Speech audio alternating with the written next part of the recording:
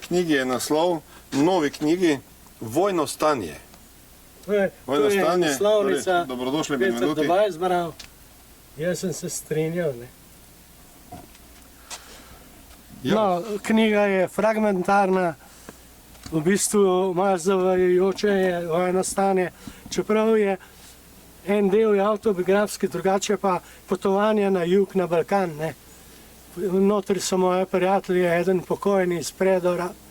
Vsako leto dolgo leto sem hodil v Bosno. Zdaj grem še kdaj v Srbijo. Ne vem pa, če bom še hodil. V Bosno ne več. Torej govorijo... V Bosni je bilo tako, Predor je bil džamija, pravoslavna cerkev, katoliška. In takrat, tista leta 30 nazaj, si ni noben predstavljal, kaj bo, če se te ljudje sprejo med sabo. No in v knjigi je nekaj spominjanja, ko sem šel kasneje in sem iskal te ljudi, jih nisem našel, niti na pokopališčih ne. Tako da se je spremenil, vse se je zožalo, kot bi rekel moj prijatelj Marko Brecelj, vse se je zožalo na to majhno, čudovito deželo izumrečega plemena, ki ima vse, ima ravnico, ima hribe, vsi na Triglav, ima tudi košček morja, ki hočejo pobrati Hrvati. Tako da prej je bilo širše. Jaz sem se trudil tudi zdaj, da sem kaj prevajal prijateljem.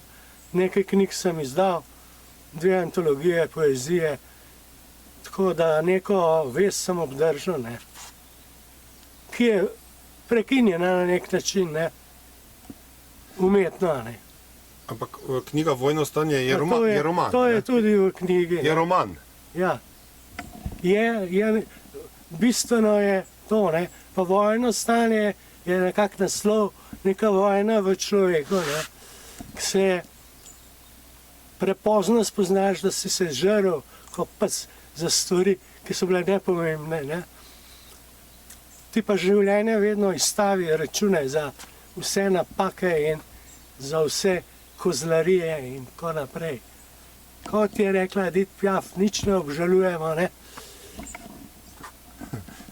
Samo, če bi še enkrat šli, ne vem, če bi šli čisto vse enako,